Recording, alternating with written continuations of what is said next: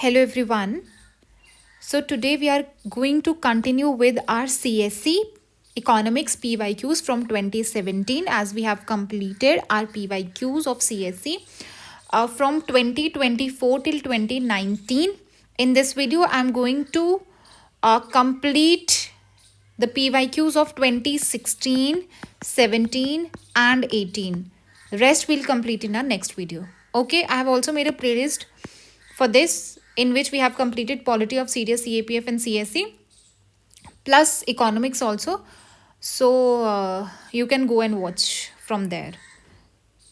Okay, and I have also dropped the link of this playlist in the description, and you'll get the notes and PDFs of all the PYQs from my Telegram channel. Okay, चलिए. सो first question is, अब ये वाला question solve करने से पहले मैं आपको एक और चीज़ बता दूं. सिमिलर जो क्वेश्चन था, सिमिलर बोले नॉट सेम, पेंशन पे ही क्वेश्चन आया था. आई विल टेल यू 2024 का क्वेश्चन आपको मैं बता रही हूँ. देखिए कैसे सिमिलर है. जब आप ऐसे क्वेश्चन सॉल्व करते, इसका मतलब ये नहीं कि सिर्फ आप नेशनल पेंशन स्कीम के बारे में पढ़ोगे, बट आप ऑप्शंस भी देखोगे कि वो किस टाइप से ऑप्शंस को मैनिपुलेट करता है. ठीक है, यहाँ पे इसको गलत दिया है कैसे दिया है, या इसको गलत दिया है कैसे दिया है, जो सही है वो क्यों सही है, तो इन सब पे भी आपको सोचना पड़ेगा. अब आप यहाँ पे देखिए, उसने बोला that persons of age from 21 to 55, क्या वो ज्वाइन कर सकते हैं एनपीएस? नहीं कर सकते. क्यों नहीं कर सकते? अगर आपने ये अच्छे से सॉल्व किया तो आप देखते कि एज जो क्राइटेरिया है वो 18 से 70 ईयर्स है. इसका मतलब यहाँ पे इन्होंने क्या किया, एज को मैनिपुलेट किया, क्योंकि 21 क्या हुआ एज है ना. अब मैंने सिमिलर क्वेश्चन आपको 2024 में कराया था, अगर आपने इसको अच्छे से किया होता वो आप डिड्यूस कर पाते. वेट, ये देखिए, अब ये 2024 का क्वेश्चन है, कोई लेट भी नहीं है ना. ऐसा भी नहीं बोल सकते कि 2020 में आया है, बट 2024 में आप कैसे इसको कनेक्ट कर सकते हो. उसने बोला अब ये क्या है, योगी मानधन है और ये पेंशन से रिलेटेड ही है. उसने बोला है that entry age group for enrolment in scheme means 21 to 40 years. इसका मतलब यहाँ पे मैनिपुलेशन हो सकता है. एज क्या होता है, 18 से ही स्टार्ट किया जाता है. 21 कोई क्राइटेरिया नहीं है, तो यहाँ पे आप 1 को कैंसिल करते तो you will be left with these 2 options. फिर भी आप पहुँच सकते थे. और मैंने कहा था कि अगर 4 स्टेटमेंट्स हों आपके पास और उसमें से 3 के गलत होने की प्रोबेबिलिटी बहुत गलत होती है. ठीक है, तो इसको तो आप पहले ही कैंसिल कर दो, फिर इसको भी काट दो, 2 ओनली को. 2 and 3 आंसर आ जाएगा सिंपल. अगर सिर्फ आपको ये स्टेटमेंट पता होती तो भी आप आंसर पे आ जाते. ठीक है, सो इन क्वेश्चंस को आपको इस तरीके से सोचोगे, उसके बाद ही आप क्या कर सकते हो, अच्छे से इनको कर सकते हो. ठीक है, सो इसका आंसर क्या था आपका. देखिए ये सिर्फ रेजिडेंट इंडियन सिटीजन्स के लिए नहीं होता, बट एनआरआईज के लिए भी होता है. उन्होंने बोला रेजिडेंट मीन जो वो इंडियन सिटीजन जो यहाँ पे रह रहे हैं. ठीक है, रेजिडेंट्स हैं, नहीं एनआरआईज के लिए भी होते हैं. एंड 21 to 55 नहीं होता है. All state government employees joining the services after the date of notification, बिल्कुल सही है. यहाँ पे 1 अप्रैल नहीं आएगा, यहाँ पे 1 जैन आएगा. अब बताइए ये क्यों गलत होगा, क्योंकि एक तो फैक्चुअल डेटा दिया है, तो फैक्चुअल डेटा को मैनिपुलेट करना ईजी होता है. वहीं पे उसने बोला है कि services after the date of notification, जब डेट ऑफ नोटिफिकेशन उसके बाद से, तो सही है ये, है ना. चलिए next is national intellectual property right policy consider the following.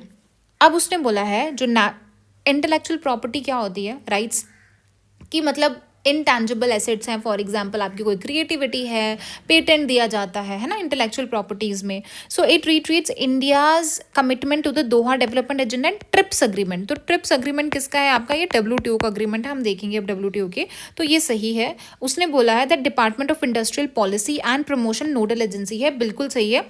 इसका सिर्फ नाम चेंज कर दिया है, नेम चेंज कर दिया है, दैट इज टू DPIIT, आपने पढ़ा होगा है ना. इसका नाम चेंज किया था 2019, बस इतना याद रखना. बाकी यही है department of industrial policy and promotion. इसका फुल फॉर्म मैं यहाँ पे लिख देती हूँ, दैट इज डिपार्टमेंट फॉर, ये वो डिपार्टमेंट होता है किसके लिए, for promotion of industry and internal trade. ठीक है, दैट इज योर DPIIT. सो ये दोनों ही आंसर करेक्ट है आपका. अगर आप देखोगे WTO के अग्रीमेंट्स देखोगे, यहाँ पे मैं आपको बता देती हूँ. एक तो हो गया ट्रिप्स का, ठीक है, it deals with the trade related aspects of intellectual property right.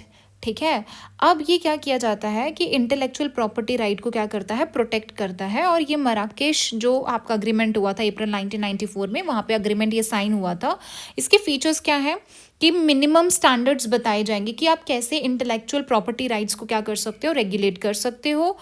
And जैसे कि कैसे कर सकते हो, सिक्योर पेटेंट, कॉपीराइट हो गया, जोग्राफिकल इंडिकेशन, देन उसके बाद ट्रेडमार्क्स, इंडस्ट्रियल डिजाइन है, लेआउट है, और इस पर क्वेश्चन आ भी चुका है। ठीक है, फ्लेक्सिबिलिटी भी दी जाती है आपको। बस ये थोड़े थोड़े इंपॉर्टेंट फैक्ट्स आप याद रखना। There is one compulsory licensing and parallel importing होता है। एक और आपका अग्रीमेंट है that is sanitary and phyto sanitary measures. ये किस लिए होता है, जो भी आपकी फूड सेफ्टी होती है या फिर एनिमल एंड प्लांट हेल्थ होता है कि डिजीज नहीं फैलना चाहिए, है ना, तो ये वो देखता है। क्रॉस बॉर्डर ट्रेड देखता है। ओके, बाकी क्या है इसका स्टैंडर्ड्स। अब इन्होंने ये किया कि कुछ कंट्रीज क्या कर सकती हैं, अपने स्टैंडर्ड्स भी क्या कर सकती है, मतलब सेट कर सकती है, बट कुछ कंडीशंस हैं कि जो रेगुलेशंस हैं वो साइंस पे बेस्ड होने चाहिए, और वो उस हद तक मतलब they should be applied only to the extent, मतलब उसी हद तक आप उसको फ्रेम कर सकते हो कि वो ह्यूमन, प्लांट एंड एनिमल को क्या करे, प्रोटेक्ट करे। ठीक है, उसको वॉयलेट ना करे उस चीज़ को। एंड दे शुड नॉट अनजस्टिफिएबल, और ये डिस्क्रिमिनेट नहीं होना चाहिए बिटवीन कंट्रोल्स एंड आइडेंटिकल और सिमिलर कंडीशन, मतलब डिस्क्रिमिनेशन नहीं होना चाहिए इसमें। एक और अग्रीमेंट है आपका that is general agreement on trade in services. ठीक है, ये अग्रीमेंट है सर्विसेज का ट्रेड है। ये आपका उरुग्वे राउंड में आया था, entered into force in Jan 1995। These are the obligations, कुछ जनरल ऑब्लिगेशंस है, कुछ स्पेसिफिक कमिटमेंट्स है। एंड और क्या है, 4 मोड्स ऑफ जीएटीज नेगोशिएशन है, मतलब कैसे नेगोशिएट करोगे आप सर्विसेज के लिए। एक तो क्रॉस बॉर्डर सप्लाई हो रही है या कंजप्शन हो रहा है, तुम अब्रॉड कर रहे हो, कमर्शियल प्रेजेंस है तुम्हारा या प्रेजेंस ऑफ नेचुरल पर्सन है, ये आप देख सकते हैं। ठीक है, कमर्शियल प्रेजेंस मतलब क्या है कि बाहर की कंपनी है और उसने यहाँ पे सब्सिडियरी बनाई है, ठीक है, इंडिया में। वैसे ही अगर प्रेजेंस ऑफ नेचुरल पर्सन मतलब कोई भी आईटी कंपनी है, वो अपने इंजीनियर्स बाहर भेज रहा है ना, ऑन साइट वर्क के लिए। अब बाकी के एग्रीमेंट्स कौन से हैं, एक है एग्रीकल्चर पे, ये किन के ऊपर अप्लाई करता है, जो बेसिक एग्रीकल्चर प्रोडक्ट्स हैं या फिर प्लांट्स एंड एनिमल से आ रहे हैं, प्रोसेस फूड्स हैं, उन पे होता है। इसके 3 पिलर्स होते हैं कि मार्केट एक्सेस होना चाहिए, एक्सपोर्ट कॉम्पिटिशन अच्छा होना चाहिए, डोमेस्टिक सपोर्ट मिलना चाहिए। अब डोमेस्टिक सपोर्ट में 2 चीज़ें होती हैं। ठीक है, डोमेस्टिक सपोर्ट तो आप दे रहे हो, जैसे सब्सिडीज वगैरह तो दे रहे हो, बट उसमें भी कुछ क्राइटेरिया होता है। इतना भी सब्सिडाइज नहीं कर सकते ना कि बाहर की कंट्री को लॉस हो जाए। अब आप यहाँ के उसको सब्सिडाइज दे रहे हो, ठीक है, सब्सिडीज दे रहे हो, या फिर आप एक्सपोर्ट पे सब्सिडी दे रहे हो, मतलब वो कम प्राइस पे एक्सपोर्ट कर रहे हैं बाहर की कंट्रीज में।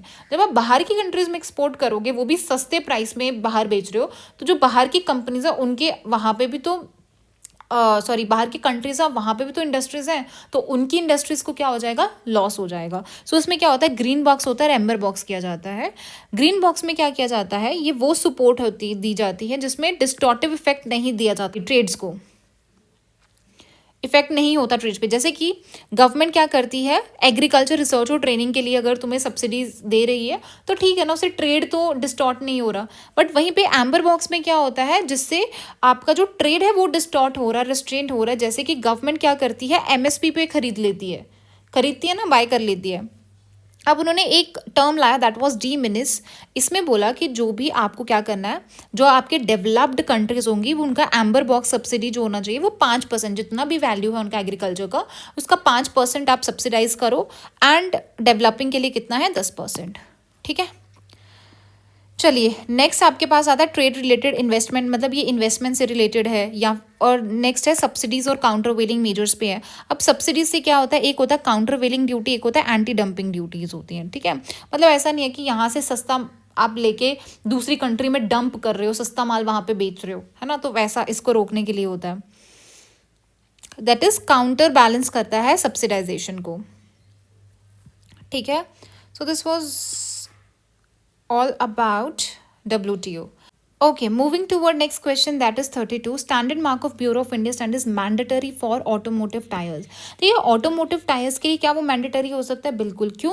क्योंकि जो ऑटोमोटिव टायर्स हैं, ट्यूब्स हैं, उनमें रिस्क बहुत ज़्यादा होता है ना, रिस्क बहुत ज़्यादा है। अगर आप कोई भी लो क्वालिटी के ऑटोमोटिव टायर्स जो हैं, या फिर बड़ी बड़ी जो आपके ट्रक्स होते हैं या कुछ भी है, आपके व्हीकल्स ही हैं, अगर उसके टायर्स की क्वालिटी को ही आप सर्टिफाई नहीं करोगे तो उसके क्या हो सकते हैं, डेडली इम्पैक्ट हो सकते हैं।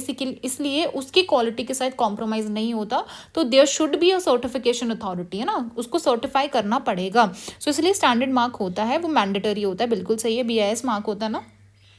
अब आता है AG मार्क। अब AG मार्क क्वालिटी सर्टिफिकेशन है। देखिए फूड के लिए क्वालिटी सर्टिफिकेशन ज़रूरी होता है, जैसे आजकल बोलते हैं 100% नेचुरल है, इतना नेचुरल है, अगर उस पर सर्टिफिकेशन ही नहीं होगा फिर तो आप कुछ भी मैन्युफैक्चर करोगे, कुछ भी खिलाओगे तो फूड सेफ्टी कॉम्प्रोमाइज़ हो जाएगी। सो इस पर आप क्या कर सकते हो, रिस्क नहीं ले सकते हो, इसीलिए क्या हो जाएगा। बट यहाँ पे जो अथॉरिटी है वो सही नहीं है, क्योंकि इसके लिए अथॉरिटी जो होती है वो होती है डायरेक्टोरेट ऑफ मार्केटिंग, क्योंकि मार्केटिंग भी हो रही है,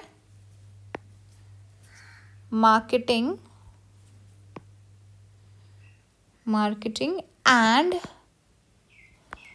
इंस्पेक्शन करते हैं वो। उसके बाद क्या किया जाता है, AG मार्क प्रोवाइड किया जाता है। And this comes under which ministry, this comes under ministry of farmers and welfare के अंडर आती है ये, ठीक है। सो इसका आंसर आ जाएगा 1 ओनली। नेक्स्ट आपके पास आता है नेशनल एग्रीकल्चर, ये तो आपने सुना ही होगा, E-NAM के बारे में सुना होगा, है ना। सो ये पैन इंडिया इलेक्ट्रॉनिक ट्रेडिंग मतलब यहाँ पे क्या किया जाता है, अगर मैं एक फार्मर हूँ तो मैं E-NAM पे क्या कर दूंगी, रजिस्टर करूंगी, तो मेरे को अगर कमोडिटीज़ बेचनी है तो मैं E-NAM के थ्रू बेच सकती हूँ, वहाँ पे ही कंज्यूमर्स भी आते हैं और आपके बायर्स भी जाते हैं, ठीक है। It provide the farmer access देते हैं टू नेशन वाइड मार्केट, बिल्कुल सही है। तो नेशन वाइड आप कहीं पर भी बेच सकते हो अपना product with prices commensurate with the quality of their produce, ठीक है। अब आता है दैट इज B। अब आता है UPI आप सब लोग यूज़ करते ही होंगे, ठीक है, इसमें बताने वाला तो कुछ है नहीं। इसमें क्या होता है कि digital mobile wallets will not be necessary, बिल्कुल सही है, वॉलेट होना ज़रूरी होता है अगर आपने UPI पेमेंट्स करनी है। एंड देखिए जब ये वाले आता है ना कि टोटली रिप्लेस कर देगा, तो ऐसा कुछ नहीं होता जो चीज़ टोटली बिल्कुल रिप्लेस कर दे, मतलब ये बहुत एक्सट्रीम टर्म्स हैं आपकी। FDI इनफ्लो, देखिए drastically, this is also a very extreme statement, ठीक है, extreme word. Direct transfer of subsidies to poor people will become very effective, ये नहीं होगा, यहाँ पे होगा, ये वाला A पार्ट होगा इसका, ठीक है। अच्छा UPI जो है वो किन किन कंट्रीज़ में एप्लीकेबल है अभी, किन किन कंट्रीज़, कौन कौन सी कंट्रीज़ है जो इसको अडॉप्ट कर रही हैं एज ऑफ नाउ। अगर आप 2025 देखोगे तो देयर आर 7 कंट्रीज़, कितनी कंट्रीज़ है, wait, there are 7 countries, 7 countries हैं। कौन कौन सी है आपकी, पहले हम अपनी नेबरिंग देखेंगे, नेपाल है, भूटान है, श्रीलंका है, अब UAE ने भी कर लिया है, फ्रांस ने भी कर लिया है, मॉरिशस है, सिंगापुर है,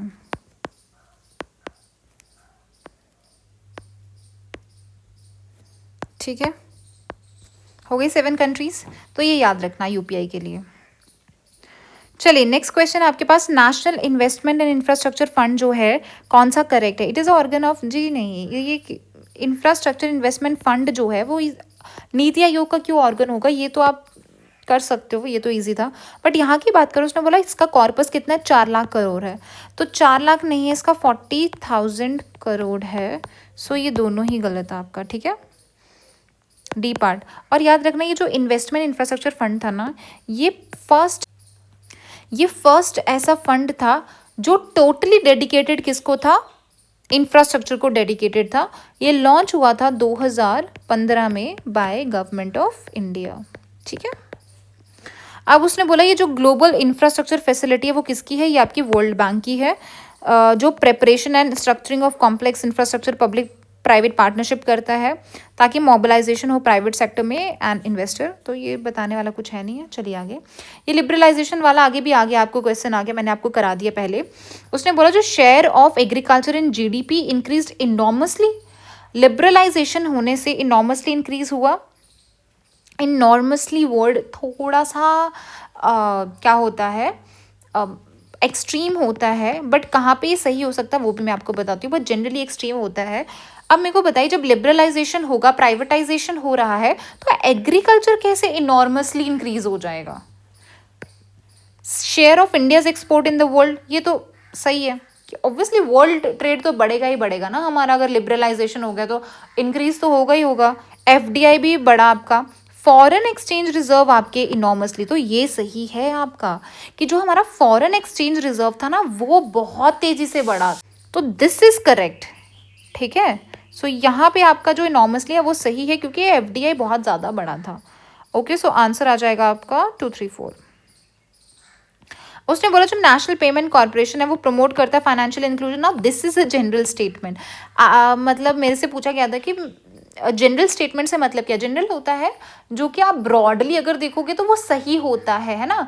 अगर मैं बोलूँ नेशनल पेमेंट कॉर्पोरेशन है वो फाइनेंशियल इंक्लूजन प्रमोट करता है, ऑब्वियसली करता है ना, इसमें गलत होने वाली कोई बात नहीं होती है, ना इसमें कोई फैक्ट है ना कुछ इसमें इन्होंने ट्रैप डाला हुआ है, सिंपल बोला है कि वो फाइनेंशियल इंक्लूजन। तो फाइनेंशियल इंक्लूजन किसी से भी हो सकती है, खास करके जो फाइनेंशियल या फाइनेंसिस से रिलेटेड होता है तो इंक्लूजन करता है नेशनल पेमेंट कॉर्पोरेशन। क्योंकि कितने जैसे आपके पेमेंट बैंक्स होते हैं, अलग अलग चीज़ों से क्या किया जाता है, लोगों को इंक्लूड किया जाता है, राइट। एंड इसने लॉन्च किया था रुपे और कार्ड पेमेंट स्कीम, तो ये दोनों ही सही है आपका। नेक्स्ट आपके पास आता है व्हाट इज और are the most likely advantages of GST. का क्या एडवांटेज था, एक तो इसने मल्टीपल जो इनडायरेक्ट टैक्सेस थे उनको क्या कर दिया था, रिप्लेस कर दिया था, तो ये सही है। ड्रास्टिकली, क्या जीएसटी से आप ड्रास्टिकली अपना करंट अकाउंट डेफिसिट को क्या कर सकते हो, ड्रास्टिकली रिड्यूस कर सकते हो, बिल्कुल नहीं। तो ये भी आपका क्या है, एक्सट्रीम है, ड्रास्टिकली एकदम से नीचे कर दिया, जी नहीं। इनॉर्मसली इंक्रीज करेगा growth and size of economy. क्या जीएसटी से आपकी जो इकोनॉमी एकदम बढ़ जाएगी, टैक्स वगैरह तो आ रहा है ठीक है बट इनॉर्मसली बढ़ जाएगी। क्या सिर्फ टैक्स कलेक्ट करने से ही आपकी इकोनॉमी बढ़ती है, क्या आपको एक्सपेंडिचर भी करना पड़ता है ना। तो इनॉर्मसली यहाँ पे आपका नेगेटिव चला गया, ठीक है, ये भी गलत हो जाएगा, 1 आंसर। अच्छा, उसने बोला broad based trade and investment agreement हुआ था, तो ये याद रख लेना बस, एग्रीमेंट उस टाइम पे था ये, तो ये यूरोपियन यूनियन का था। ओके, अब इसमें पहले हम देखेंगे ना, यूरोपियन यूनियन देखेंगे। यूरोपियन यूनियन से रिलेटेड जो भी आपका डेटा है यहाँ पे आपको मिल जाएगा, ठीक है, उतना खास नहीं है बट सिर्फ आप क्या कर लेना ना, यूरोपियन यूनियन की जो कंट्रीज़ हैं, कितनी कंट्रीज़ हैं, 27 कंट्रीज़ है, वो आपको पता होनी चाहिए, ठीक है। बाकी जो आपका गल्फ कोऑपरेशन काउंसिल है उसमें कितनी कंट्रीज़ है वो भी आपको पता होना चाहिए। ये वैसे आपको इसके बारे में सारा मेरे नोट्स में मिल जाएगा बट मैं आपको यहाँ पे बता देती हूँ। इसमें 6 कंट्रीज़ होती हैं, कौन कौन सी हैं, बहरीन है आपकी, कुवैत है, ओमान है, कतार है, कतर बोलो, सऊदी अरेबिया है और यूएई है, ठीक है, ये तो याद हो ही जाएगा आपको। अब क्या आता है, OECD, that is your organisation of economic cooperation and development. So how many countries are there, देखिए 38 मेंबर्स हैं। अब मैं सारे के सारे मेंबर्स आपको नहीं बताने वाली हूँ, ठीक है, वो आपको नोट्स में मिल जाएंगे जो ऊपर नोट्स हैं, ठीक है। अब आता है शंघाई कोऑपरेशन ऑर्गेनाइजेशन, तो शंघाई कोऑपरेशन में कितने मेंबर्स हैं, 10 मेंबर्स हैं, ठीक है, 10 मेंबर्स हैं। ये वैसे मैंने सारे के सारे, एक रिसर्च पेपर है, आई थिंक मैंने CTS का कराया था कि CAPF का, उसमें डाल दिया है सारा का सारा, तो आप वहाँ से देख सकते हो या फिर यहाँ पे भी डाल दूँगी, वो देख लेना आप, ठीक है। सो इसका आंसर इज़ ये, जस्ट मैं आपको बता रही हूँ कि आपको किन किन चीज़ों पे काम करना है, किन किन चीज़ों के बारे में पढ़ना है, ऑप्शंस को कैसे पढ़ना है, ठीक है। उसने बोला इंडिया ने रैटिफाई किया ट्रेड फैसिलिटेशन अग्रीमेंट ऑफ, ये सही है।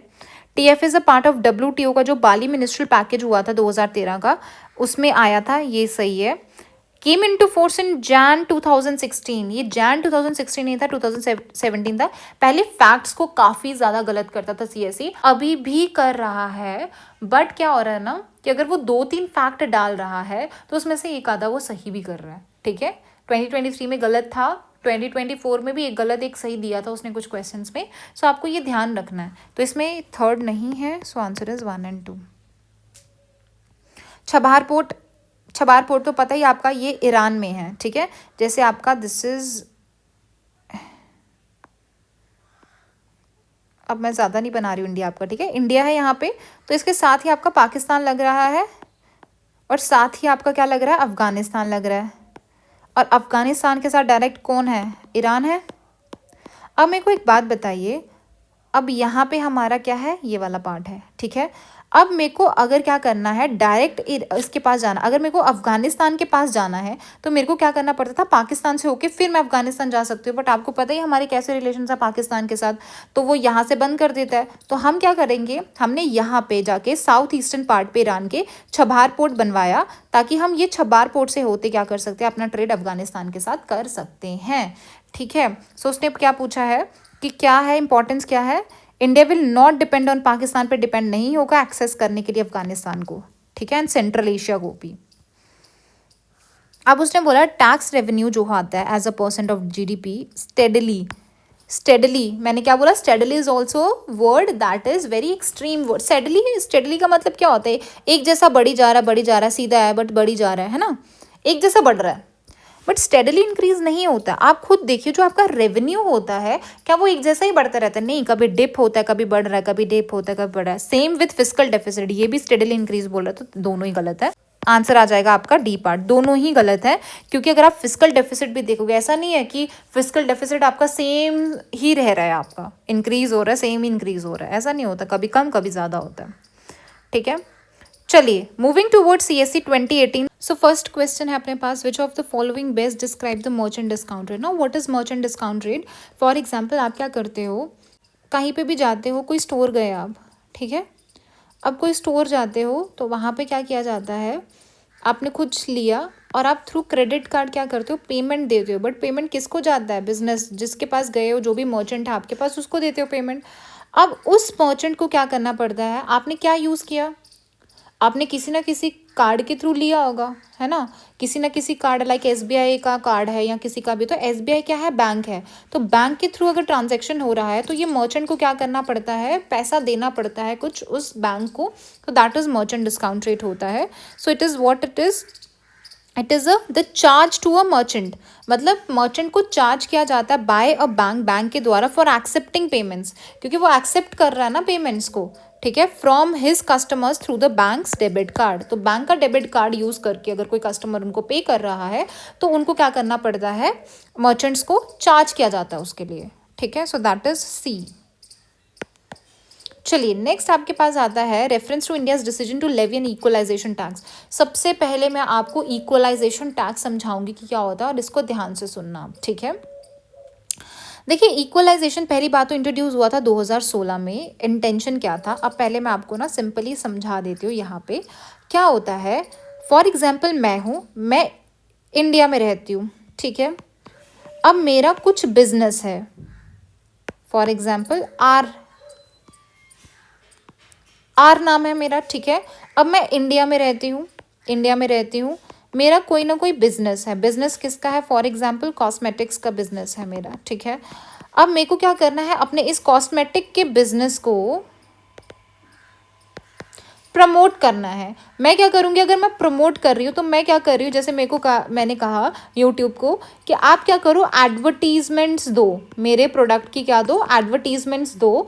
तो इन एड से क्या होगा, रेवेन्यू जनरेट हो रहा है, किसका रेवेन्यू जनरेट हो रहा है, यूट्यूब का रेवेन्यू जनरेट हो रहा है, या फिर गूगल्स पे आप ऐड देखते हो। बट ये जो कंपनीज है, कहाँ की कंपनीज है, ये फॉरेन कंपनीज हैं, तो पैसा किसको जा रहा है, हमारे ही इंडिया का जो बिजनेसमैन है वो क्या कर रहा है, बाहर की कंपनीज को पैसा दे रहा है कि आप एड्स दो, ठीक है। तो पैसा जाएगा किनके पास, ये जाएगा फॉरेन कंपनीज के पास जाएगा। अब ये जो फॉरेन कंपनीज है, बाद में अगर फॉरेन कंपनीज पे टैक्स कौन लगाता है, फॉरेन की कंट्री लगाएगी, मतलब पैसा कहाँ जा रहा है, फॉरेन कंट्रीज में।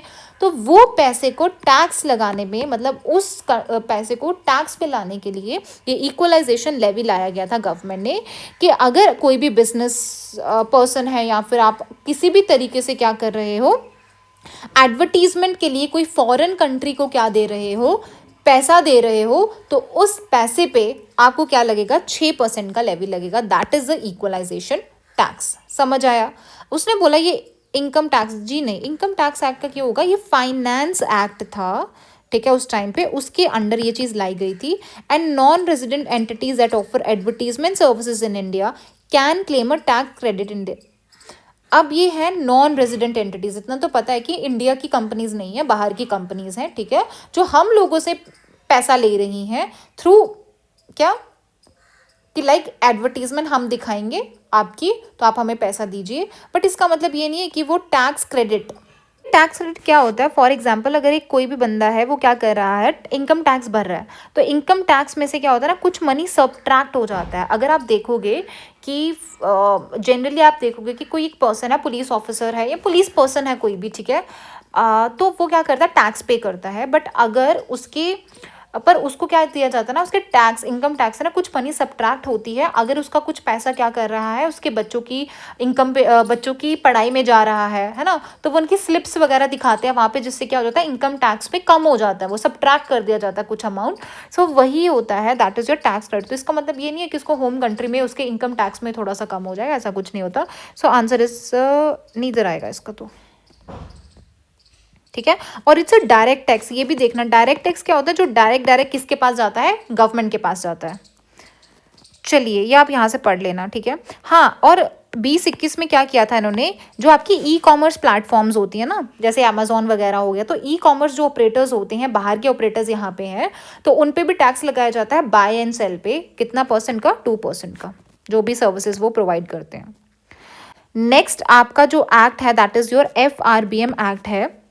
उसने बोला था, कमेटी ने ये रिकमेंड किया था कि जो डेट टू जीडीपी रेशो होता है ना, what is debt to GDP ratio, मतलब आप कितने कर्जे में और आपका कितना जीडीपी है ना। फॉर एग्जाम्पल अगर कल को क्राइसिस आ जाते हैं, तो क्या आप उन लॉसेस को रिकवर कर सकते हो, तो आपकी कितनी कैपेबिलिटी है उन लॉसेस को रिकवर करने के लिए, that is debt to GDP ratio. तो FRBM ने ये चीज़ बोला था कि अगर आप देखोगे 40% किसके लिए होगा, सेंट्रल गवर्नमेंट, एंड 20% जो होगा वो स्टेट गवर्नमेंट का होगा, और 60% कंबाइन में पर्सन क्या होना चाहिए, ये FRBM ने बोला था, ये सही है।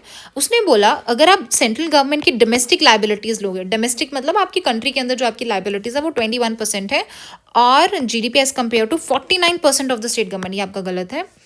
As per the constitution, it is mandatory for a state to take central government consent raising any loan if the former owes any outstanding liability। बिल्कुल सही है। अगर फॉर एग्जाम्पल आपकी स्टेट है, उसकी कुछ ना कुछ लाइबिलिटीज़ हैं, आउटस्टैंडिंग लाइबिलिटीज़ है, मतलब उसने कुछ कर्जा लिया होगा सेंट्रल गवर्नमेंट से, अभी तक चुकाया नहीं है, तो उस केस में ये मैंडेटरी होता है स्टेट के लिए कि वो सेंट्रल गवर्नमेंट की कंसेंट ले, अगर उसको फर्दर कहीं पे लोन लेना हो, ठीक है। So answer is 1 and 3। बाकी मैं आपको बता देती हूँ कितना परसेंट है। उस टाइम का तो परसेंट जरूरी नहीं है, इस टाइम का अगर आप देखोगे, एक तो पहले देखना कि NK सिंह जो थे रिव्यू कमेटी, वो चेयरपर्सन ये थे। डेट टू जीडीपी इन्होंने 60 बोला था, 40-20 अभी भी यही लिमिट है, ठीक है। अभी अगर आप देखोगे, उसने उस टाइम पे ये बोला था कि जो डेट टू जीडीपी रेशियो हमें 2023 तक क्या करना है, ये टारगेट अचीव करना है। उस टाइम पे जो आपकी डोमेस्टिक लाइबिलिटीज थी वो 46.1% थी सेंटर की, एंड 23.2% थी किसकी, स्टेट की। और उसने बोला ना कि आपका जो कॉन्स्टिट्यूशन ऑफ इंडिया उसमें प्रोविजंस है, जी हाँ, जो 293 एंड 293, ये 1 and 3 जो भी आपके एक्ट्स हैं, उसमें एम्पावर किया गया था स्टेट गवर्नमेंट को कि आप सिर्फ और सिर्फ डोमेस्टिक सोर्सेज से ही बोरो कर सकते हो, and as long as state has outstanding borrowing, ये मैंने आपको ऊपर वाला बता दिया, ठीक है। अब आप अगर हम रिवाइज देखेंगे एस्टिमेट फाइनेंशियल ईयर 24-25 का, तो सेंट्रल गवर्नमेंट का जो आपका लाइबिलिटीज हैं दैट इज 57.1%, और स्टेट का आपका अराउंड 28 to 29% है, ठीक है। एंड टारगेट क्या है हमारे फाइनेंशियल ईयर 2026 का, कि जो डेट टू जीडीपी रेशियो है हमें उसको थोड़ा कम लाना है, दैट इज 56.1%। कम क्यों लाना होता है, बिकॉज डेट ऊपर है ना, जैसे डेट टू जीडीपी रेशियो आ रहा है ना, डेट टू जीडीपी रेशियो, इसका मतलब अगर ज़्यादा आपकी क्या हो जाएगी, परसेंटेज होगी, इसका मतलब आप ज़्यादा कर्जे में हो, right. So government aim to reduce the debt to GDP ratio to around, ऐसा बोला है कि बाय 2031, दिस इज इंपॉर्टेंट, कि 2031 तक हमें क्या करना है, 50% तक लाना है। और फिजिकल डेफिसिट को भी टारगेट किया गया है कि 4.4% पे लाना है, जो कि कम है एज कम्पेयर टू जो 24-25 में बोला था, दैट वॉज 4.8% ऑफ जीडीपी, ठीक है।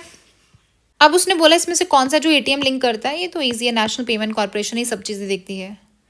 नेक्स्ट क्वेश्चन है अपने पास, that is capital adequacy ratio. अब कैपिटल एडिक्वेसी रेशियो क्या होती है, ये वो अमाउंट होता है जो बैंक्स अपने पास रखते हैं कि कल को जिसको भी उन्होंने क्रेडिट दिया है, तो अगर वो क्रेडिट उनको वापस आया ही नहीं, क्या पता जो उन्होंने लोन दिया है, तो जिसको भी लोन दिया वो चुका ही नहीं पा रहा है, तो ऐसे वो सबको लोन्स देना स्टार्ट कर देंगे और वो वापस ही नहीं आएंगे, तो उन पर तो रिस्क बढ़ जाएगा ना।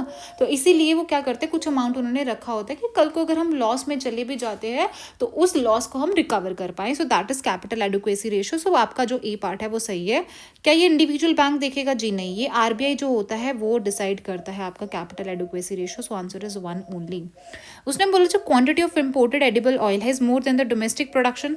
बिल्कुल सही। देखिए एडिबल ऑयल जो होता है वो हम बहुत ज़्यादा इंपोर्ट करते हैं, ठीक है। जितनी भी हमारी डोमेस्टिक प्रोडक्शन है उससे ऑब्वियसली ज़्यादा इंपोर्ट करेंगे। Government does not impose any custom duty on all imported. अच्छा, अगर आप कोई इम्पोर्ट ड्यूटी नहीं लगाओगे उस पे एडिबल ऑयल्स पे, तो गवर्नमेंट को फ़ायदा कैसे होगा, है ना। तो ऐसा तो हो ही नहीं सकता। So that answer is 1 only. बाकी आप पढ़ लेना यहाँ से एडिबल ऑयल से। आपको क्या करना है, बस आपको ये चीज़ ध्यान में रखनी है। पहली बात तो इंडिया जो है वो वर्ल्ड का सेकंड लार्जेस्ट कंज्यूमर है ऑयल के उसमें, और इम्पोर्टर की बात करें तो लार्जेस्ट इम्पोर्टर है। अप्रॉक्सीमेटली जो 55 से 70% जो हमारी डिमांड है वो हम इम्पोर्ट से ही पूरी करते हैं, और सबसे ज़्यादा हम इम्पोर्ट क्या करते हैं, पाम ऑयल करते हैं, ठीक है। और कस्टम ड्यूटी तो ऑब्वियसली लगाएगा ही लगाएगा, क्योंकि हमारे जो यहाँ के डोमेस्टिक ऑयल क्रशिंग इंडस्ट्रीज है उनको प्रोटेक्ट करने के लिए। ओके चलिए नेक्स्ट क्वेश्चन अपने पास, food safety and standard replace किया था प्रिवेंशन ऑफ फूड एडल्ट्रेशन। बिल्कुल सही है। इसने सिर्फ इसी को ही नहीं रिप्लेस किया था, बाकी और भी किया था। ये देखिए यहाँ पे, तो इसने और किस किस को, हाँ क्या आपका फूड, ये रहा। सो ये जो एक्ट था ये रिपील हुआ था आफ्टर कमेंसमेंट ऑफ दिस 2006 में हुआ था। इसने कौन कौन से रिपील किए थे, एक तो ये prevention of food adulteration, food product order, meat product, vegetable oil, edible oil packaging, milk and milk product को, इन सबको क्या किया था इसने, इन सबको क्या किया था, रिपील किया था। ये एक ऑटोनॉमस स्टैट्यूटरी क्यों, क्योंकि एक food safety and standard act आया था, उसके अंडर बनी थी। कौन सी मिनिस्ट्री देखती है, ministry of health and family welfare देखती है। डन। चलिए, सो this is correct. Food safety and standard authority is under the charge of the director general of health, ministry of, तो क्या ये director general of health and services के under आती है? बिल्कुल सही है। सो ये आंसर क्या आ जाएगा आपके पास, आंसर आ जाएगा आपके पास सी। ओके चलिए, अब उसने बोला है नेशनल फूड सिक्योरिटी एक्ट जो है वो क्या है, the families coming under BPL जो होती हैं सिर्फ उन्हीं को, अगर आप आज भी देखोगे क्या बीपीएल होते हैं जिनको सब्सिडाइज फूड मिलता है? जी नहीं। एल्डेस्ट वुमेन जो होती है हाउस होल्ड में, जो 18 साल या उससे अबव होती है, उसको क्या किया जाता है, हेड होती है, और for the purpose of issuance of ration card, ये सही है। एंड जो प्रेग्नेंट वुमेन होती है आपकी and lactating mother are entitled to take 1600 calories. 1600 calorie बहुत ज़्यादा होती है, ठीक है। तो पर डे क्या वो during pregnancy and for 6 month thereafter, जी नहीं, 1600 कैलोरीज नहीं होती। आपका 3 कैंसिल हो जाता है। इसका आंसर आपके पास होता है दैट इज 2 ओनली, ठीक है। आंसर क्या आ जाएगा, 2 ओनली आंसर आ जाएगा। ये मैं आपको बता देती हूँ, बाकी का यहाँ से देख लीजिए। तो ये 2013 में आया था, ठीक है। ऑब्जेक्टिव तो देख लो, कवरेज कितना था, दैट इज इंपॉर्टेंट। कवरेज कितना था कि हम क्या करेंगे, 75% ऑफ रूरल पॉपुलेशन को कवर करेंगे एंड 50% अर्बन पॉपुलेशन को करेंगे, और टोटल में देखेंगे 67% ऑफ पॉपुलेशन। बट जो नीति आयोग है उसने ये चीज़ बोला था कि इसको थोड़ा रिड्यूस करना पड़ेगा, ये जो आप 75% है और 50% इसको कम करना पड़ेगा। एलिजिबिलिटी क्या है कि जो भी आपके किस में आते हैं, पीडीएस सिस्टम में आते हैं, पब्लिक डिस्ट्रीब्यूशन सिस्टम है, उसमें जो आते हैं, जो भी हाउस होल्ड उसके अंदर कवर होते हैं तो वो होगा। और जो भी आपके अंत्योदय अन्न योजना के अंडर आते हैं वो हाउस होल्ड होंगे। 5 kg आपको फूड ग्रेन्स मिलेंगे, जिसमें आपको राइस 3 रुपये पर केजी मिलेगा, वीट 2 रुपये पर केजी, और जो कोर्स ग्रेन्स होते हैं वो 1 रुपीज़ पर केजी मिलेगा। जो भी ऑलरेडी जो अंत्योदय योजना हाउस होल्ड्स में ऑलरेडी जो एग्जिस्टिंग है उनको 35 किलो जो मिलता है, उनको पर मंथ मिलता है, वो मिलेगा। अब मेटर्निटी में देखोगे कि 6000 टू प्रेग्नेंट वुमेन दिया जाता है, not less than 6000, and lactating mothers को 6 months after the child meals दिया जाएगा अप टू ये। अब कैलोरीज की बात देखते हैं। जो सप्लीमेंट्री न्यूट्रिशन 500 कैलोरीज होना चाहिए, इतना 12 से 15 ग्राम का प्रोटीन मिलना चाहिए बच्चों को। कौन से बच्चों को, जो 6 महीने से 6 साल के बीच के हैं। 600 कैलोरीज दिया जाएगा प्रेग्नेंट इन हाउसिंग, वहाँ पे 1600 था, ये 600 कैलोरीज हैं, और 18 से 20 ग्राम प्रोटीन्स हैं। और 800 कैलोरीज किन के लिए हैं, जो माल न्यूट्रिशन या माल नरिश्ड जो चिल्ड्रन है उनके लिए है। फूड सिक्योरिटी अलाउंस दी जाएगी बेनिफिशियरी इन केस ऑफ, अगर आपको फूड नहीं मिल रहा है तो आपको क्या दिया जाएगा, अलाउंस दिया जाएगा फूड सिक्योरिटी, एंड एक ग्रीवांस रिड्रेसल मैकेनिज्म भी बनेगा। एट द डिस्ट्रिक्ट और स्टेट लेवल पे। ठीक है, चलिए अब आता है भीम ऐप के बारे में बोलता है, क्या ये ट्रांसफर करता है money with the UPI enable? बिल्कुल सही है। While a chip in debit card has 4 factors, Bheem app has only 2 factor of authentication. ऐसा नहीं होता है। अगर आप चिप इन डेबिट कार्ड, अगर आप डेबिट कार्ड भी देखोगे तो उसमें भी आपके दो factor, generally 2 factors of authentication ही होते हैं। कौन कौन से होते हैं ये देखिए। एक तो आपका क्या होता है, 2 फैक्टर्स ही होते हैं, जैसे कि एक तो पोजेशन, एक तो नॉलेज। पोजेशन मीन्स जैसे आपका जो भी मोबाइल फ़ोन चाहिए, एक तो आपका मोबाइल फ़ोन होना चाहिए आपके पास ट्रांजैक्शन के लिए, दूसरा क्या होना चाहिए, जो पिन ये चाहिए होता है ट्रांजैक्शन के लिए। जनरली यही 2 क्या होता है, ऑथेंटिकेशन होते हैं ना, फैक्टर्स ऑफ ऑथेंटिकेशन। सो इसका आंसर आ जाएगा आपके पास ओनली 1।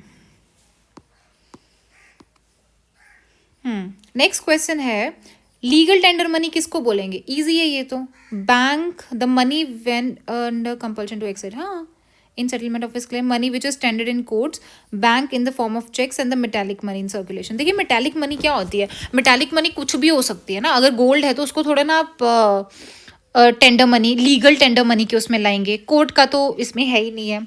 देखिए money which a creditor is under compulsion to accept in settlement of his claim, जो भी क्रेडिटर है तो वो कंपल्शन है कि वो मनी जो वो एक्सेप्ट करी जाएगी बाय द क्रेडिटर। कंपल्शन है कि वो एक्सेप्ट ही होगा। ऐसा नहीं है कि आप, अगर आपको पैसे दिए जाएंगे 500 के या 100 के नोट्स दिए जा रहे हैं, आप थोड़ा ना उसको मना करोगे कि नहीं मेरे को 500 के नहीं 100 के नोट्स दीजिए, जी नहीं।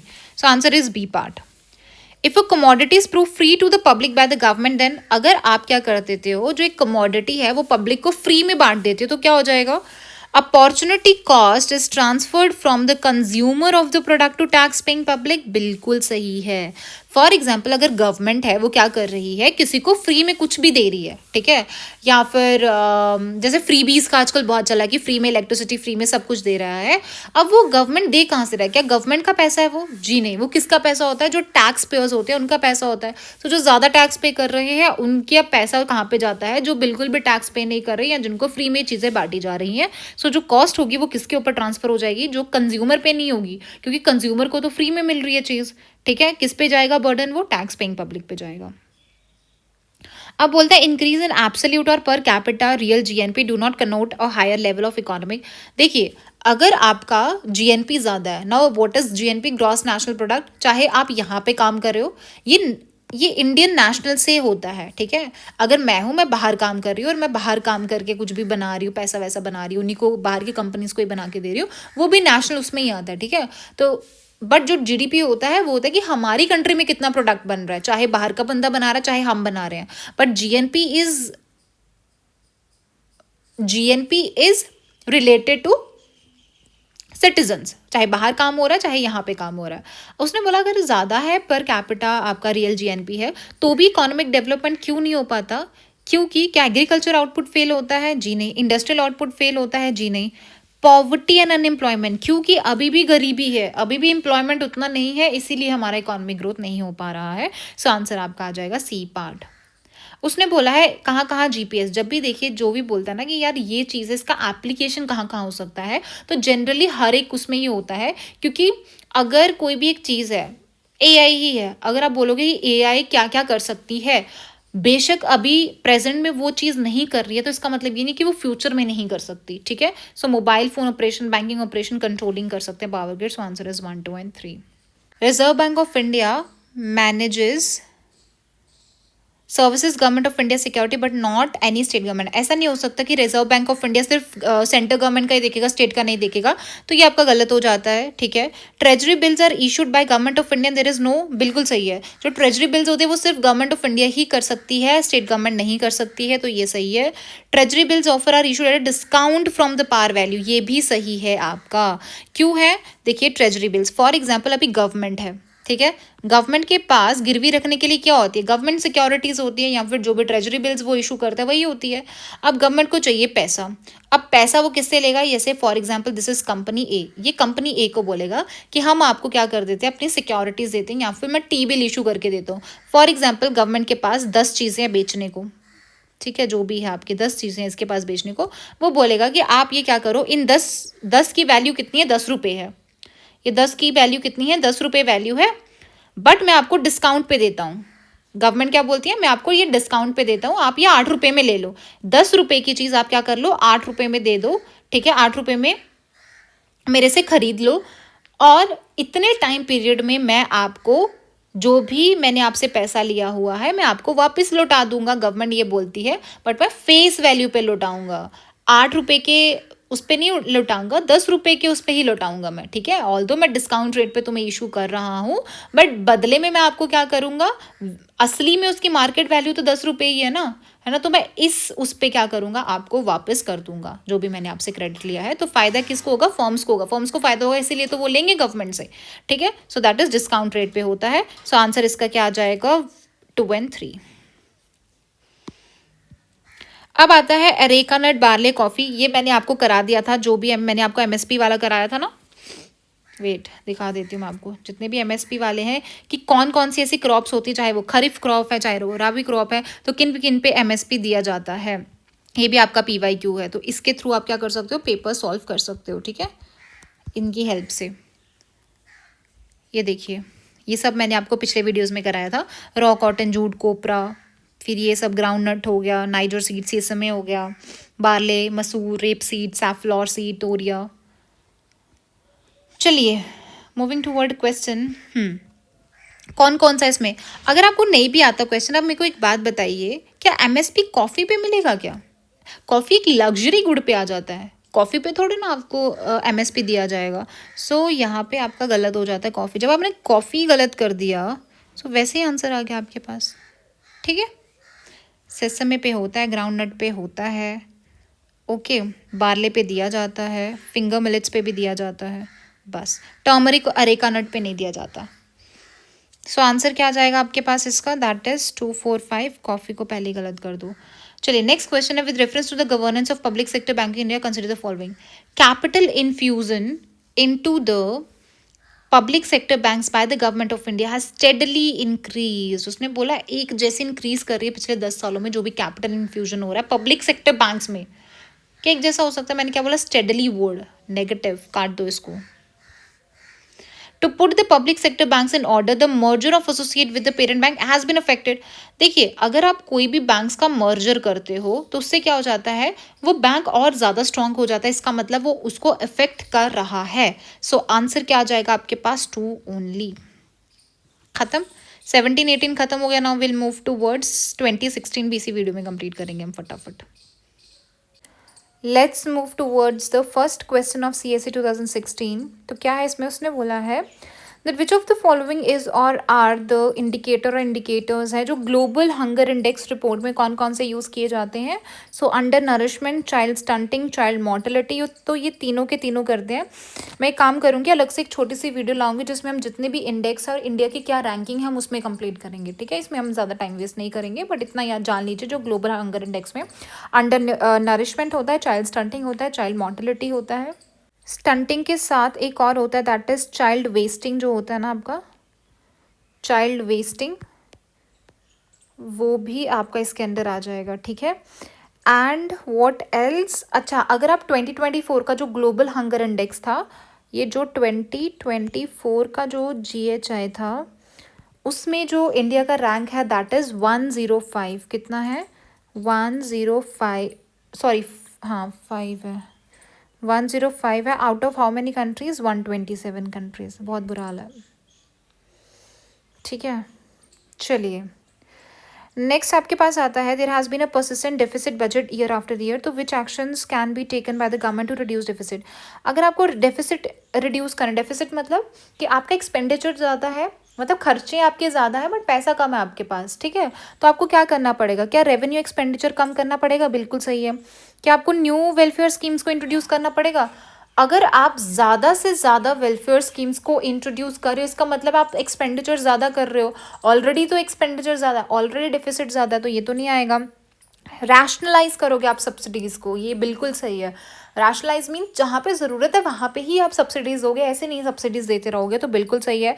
रिड्यूसिंग इम्पोर्ट ड्यूटी, अगर आप इम्पोर्ट ड्यूटी को ही रिड्यूस कर दोगे तो बाहर के प्रोडक्ट्स तो यहाँ पे आना स्टार्ट हो जाएंगे, तो उससे कैसे डेफिसिट तुम्हारा कम होगा, उससे तो डेफिसिट बढ़ेगा ना। सो आंसर क्या हो जाएगा, उसने पूछा कौन सा होना चाहिए, सो आंसर आ जाएगा 1 and 3, ठीक है। चलिए नेक्स्ट आपके पास आता है पेमेंट बैंक्स। अब पेमेंट बैंक्स क्या होते हैं ना, प्रमोट करते हैं फाइनेंशियल इंक्लूजन, ठीक है। उसने बोला है जो भी mobile telephone companies and supermarket chains है that are owned and controlled by residents are eligible to the, वो क्या कर सकते हैं, प्रमोट कर सकते हैं पेमेंट बैंक्स को। जो भी मोबाइल टेलीफोन कंपनीज जो भी हैं वो रेजिडेंट्स के द्वारा कंट्रोल करी जाती हैं या ओन करी जाती हैं, ये सही है। पेमेंट बैंक्स इशू बोथ, देखिए जैसे आपका पेटीएम पेमेंट बैंक है या फिर और भी बहुत सारे पेमेंट बैंक्स होते हैं, तो इनका काम क्या होता है, ये डेबिट कार्ड्स तो दे सकते हैं बट क्रेडिट कार्ड्स इशू नहीं कर सकते हैं, ठीक है। सो क्रेडिट वाला गलत हो जाएगा, कैन नॉट अंडरटेक लेंडिंग, वही आ जाएगा। क्यों? क्योंकि जो क्रेडिट कार्ड्स मतलब लेंड कर रहे हो, पैसा दे रहे हो ना, क्रेडिट लाइन दे रहे हो, क्रेडिट दे रहे हो, तो इसीलिए क्रेडिट कार्ड्स इशू नहीं कर सकता। सो this is wrong and this is correct. So answer is 1 and 3 only. चलिए नेक्स्ट आपके पास क्वेश्चन है मसाला बॉन्ड्स पे। अब ये वाला जो मसाला बॉन्ड वाला क्वेश्चन है ये 2019 सीएससी में आ चुका है, ठीक है। ये मैंने आपको कराया था, मसाला बॉन्ड्स उसमें पूछा गया है, ठीक है। तो मैं फिर से नहीं बताऊंगी, मैंने आपको बताया था कि मसाला बॉन्ड्स में क्या किया जाता है कि जैसे गवर्नमेंट ऑफ इंडिया है वो इशू करती है ताकि वो फॉरेन का कंट्रीज जो हैं या कंपनीज हैं उनसे पैसा ले सके, बोरोविंग कर सके, वो भी इंडियन रुपी में, ठीक है। So they are rupee denominated source of debt financing होता है for public and private sector. ये मैंने आपको पिछले वीडियो में बताया था जब 2019 का सीएससी का पेपर कर रहे थे। एंड इंटरनेशनल फाइनेंस कॉर्पोरेशन जो आईएफएससी लिखा हुआ है वो ये बॉन्ड इशू करती है और is an arm of world bank, this is correct. तो ये किसका आर्म है, दैट इज वर्ल्ड बैंक का। सो आंसर आ जाएगा बोथ। अब व्हाट इज इम्पोर्ट कवर, देखिए जब 1991 में क्राइसिस चल रहे थे, जब फाइनेंशियल क्राइसिस आया था, तो जब 1990s में हमारा फिर एलपीजी रिफॉर्म्स आया था, तो उससे पहले क्या हो रहा था, फाइनेंशियल क्राइसिस था। तो यही जो इम्पोर्ट कवर था ये बहुत कम हो गया था। इम्पोर्ट कवर का मतलब क्या होता है कि जो भी तुम्हारा, देखिए it is a number of months of import that could be paid for by a countries international reserves. हमारे जो भी इंटरनेशनल रिजर्व्स है उससे हम कितना इम्पोर्ट्स खरीद सकते हैं, कितने महीने तक खरीद सकते हैं, दैट इज़ इम्पोर्ट कवर, ठीक है। तो बिल्कुल ही ख़त्म हो गया था हमारा, तो इस वजह से फाइनेंशियल क्राइसिस आ गए थे। ओके, अब आते हैं स्टैंड अप इंडिया जो स्कीम है। स्टैंड अप इंडिया जो स्कीम आई थी, ये पर्पस क्या था इसका कि हम प्रमोट करेंगे एंटरप्रेन्योरशिप किसके बीच में, जो SC/STs और वुमेन एंटरप्रेन्योर्स है। दूसरा क्या था, that it provides for refinance, तो उनको रीफाइनेंस किया जाएगा थ्रू सिडबी। तो ये भी करेक्ट है, इसमें और इतना समझाने वाला कुछ नहीं है। जो इम्पोर्टेंट हम उस पर और ज़्यादा करेंगे, ठीक है। Now in context of which of the following do you sometime find the term amber box. अभी हम जब अग्रीमेंट्स पढ़ रहे थे WTO के, तो उसमें मैंने आपको बताया था एम्बर बॉक्स और ब्लू बॉक्स नहीं बताया था, बट हाँ ग्रीन बॉक्स बताया था मैंने आपको। एम्बर बॉक्स मैंने आपको बताया था कि अगर आपकी सब्सिडीज़ की वजह से जो ट्रेड है उसमें क्या आ रहा है, रिस्ट्रिक्ट हो रहा है ट्रेड, तो वो एम्बर बॉक्स के अंडर आएगा। ग्रीन बॉक्स होता है कि वो रिस्ट्रिक्ट नहीं कर रहा है ट्रेड को, बट ब्लू बॉक्स क्या आता है, इन दोनों के बीच में आप बोल सकते हो। ब्लू बॉक्स में क्या आता है कि वो सब्सिडीज़ होती हैं जो भी प्रोडक्शन को या फिर ट्रेड को लिमिट कर रही हैं। ये तो पूरा ही रिस्ट्रिक्ट कर रहा है, ये नहीं कर रहा, और ये बीच में आ जाता है उसके, ठीक है। सो आंसर क्या हो जाएगा, WTO अफेयर्स। नेक्स्ट आता है आपके पास प्रधानमंत्री फसल बीमा योजना। अब प्रधानमंत्री फसल बीमा योजना जो आई थी आपकी, सबसे पहले हम देख लेते हैं कि इसकी क्या क्या फीचर्स हैं। ये लॉन्च कब हुई थी, ये लॉन्च हुई थी आपकी 2016 में ये लॉन्च हुआ था, ठीक है। किसके अंडर आता है, कौन सी मिनिस्ट्री है, that is ministry of agriculture and farmers welfare, ठीक है। फार्मर्स वेलफेयर के अंडर आती है ये। नेक्स्ट आपके पास क्या है, इसने क्या किया था, आपके 2 स्कीम्स थी उनको इसने रिप्लेस किया था। एक थी आपकी नेशनल एग्रीकल्चर इंश्योरेंस स्कीम थी और modified national agriculture insurance scheme थी, ठीक है। तो ये मैं आपको बाद में बता दूंगी, मतलब नोट्स में आपको मिल जाएगा अच्छे से। अब इसमें कौन कौन से एलिजिबिलिटी की अगर आप बात करोगे तो कौन कौन है, जो शेयर क्रॉपर्स होते हैं या टेनेंट फार्मर्स होते हैं, मतलब किसी और की लैंड पे क्या कर रहे हैं, वो टेनेंट्स का काम कर रहे हैं, ठीक है। अब क्या है, सिंपल इसका ऑब्जेक्टिव क्या था कि इंश्योरेंस कवरेज दिया जाएगा या फिर फाइनेंशियल सपोर्ट दिया जाएगा फार्मर्स को, ठीक है। अगर उनकी जो क्रॉप है वो नेचुरल कैलामिटी से या फिर पेस्ट से या फिर डिजीज से क्या हो जाती है,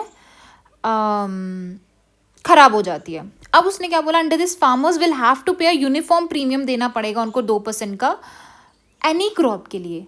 अब एनी क्रॉप के लिए नहीं होता है, उसने बोला है इसमें क्या था कि आपको प्रीमियम पे करना पड़ेगा और 2% का ही प्रीमियम पे करना पड़ेगा। बट किन के लिए पे करना पड़ेगा 2% का, अगर खरीफ एंड राबी क्रॉप है, सो अगर खरीफ एंड राबी क्रॉप है तो उसके लिए आपको क्या करना पड़ेगा, उसके लिए आपको कितना भरना पड़ेगा, दैट इज 2% का।